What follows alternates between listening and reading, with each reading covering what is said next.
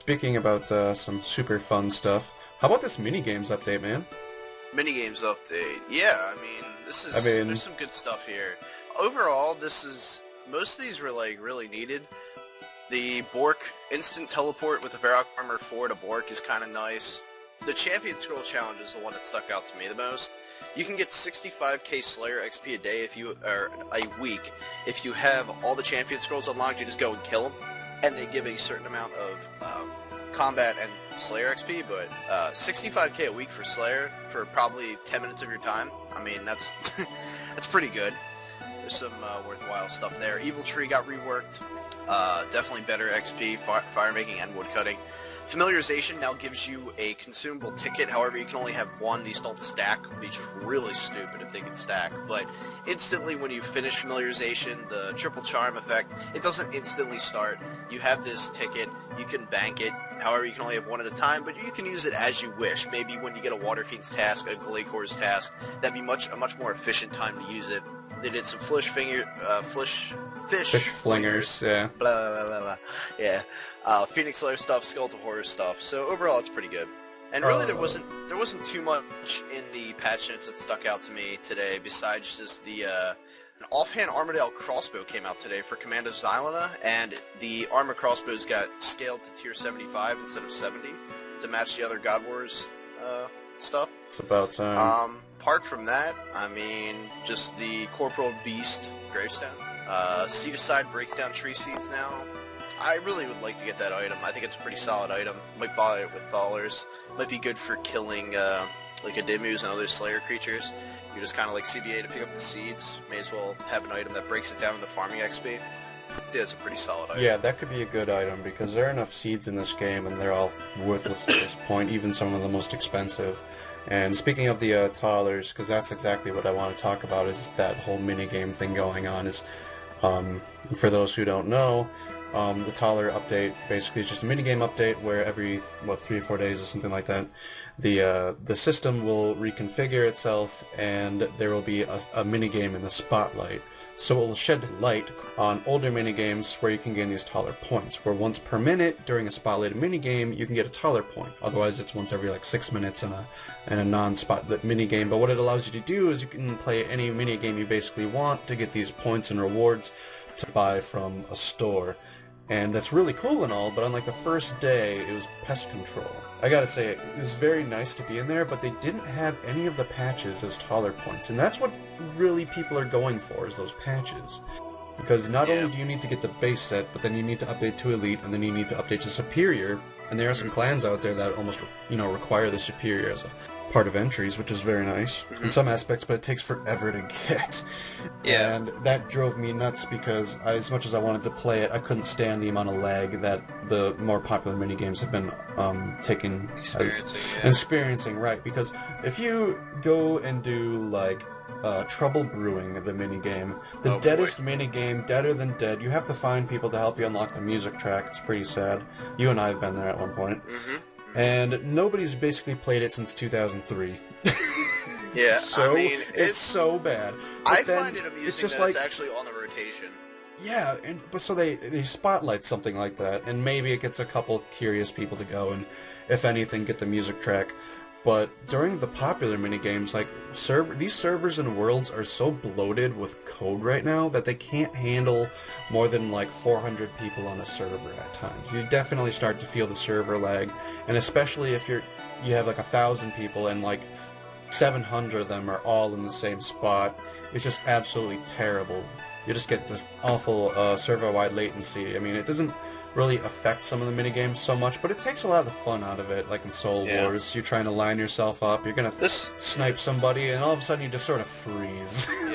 Yeah, this weekend was a hellhole. I was getting a second point set, the double minigame points. It really was a hellhole. The servers were both ass. There's a German pest control world as well as a British pest control world. Both were bad. There actually are only two, so. But I did actually, this weekend, Soul Wars was the minigame of the Spotlight, and I did play a couple games of that. Pretty solid Thalers all around. The games take a while, and getting 1 Thaler point per minute is actually pretty good. Another thing I have to mention too about the Thalers, the game knows, like for example, pest control. Okay, like I'm playing it right now, it's not in the spotlight.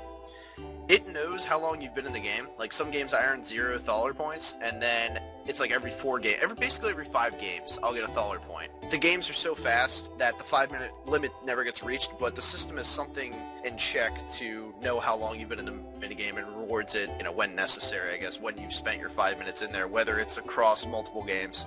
So that was kind of cool. But I wouldn't recommend pest control for Thalers. It's pretty slow. Yeah, unless it was in the spotlight. I agree. So, but speaking about all these mini games, when it came out, there's a huge list, and like we mentioned, Deader Than Hell, like Troubled Brewing, and there's a bunch of other dead mini games that nobody cares about. Why don't they just remove them from the game? Some of these mini games are not. I mean, they're just taking up space. They're old. Yeah. They're not comp requirements besides maybe that one soundtrack. I mean, you look at the size of, like, the whole Trouble Brewing area. I know we're still talking about it. But it covers, like, half that frickin' island. And it's like, we could do so much better over there. And we could probably do something that's a bit more efficient. And there's so many more mini-games and instances that could honestly be removed, and nobody would care.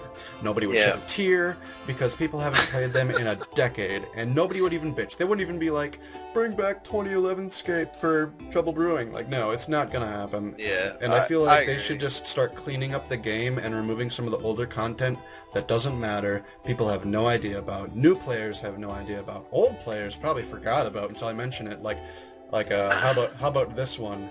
It's the other. I can't even think of the fucking name of it, but I can think about it.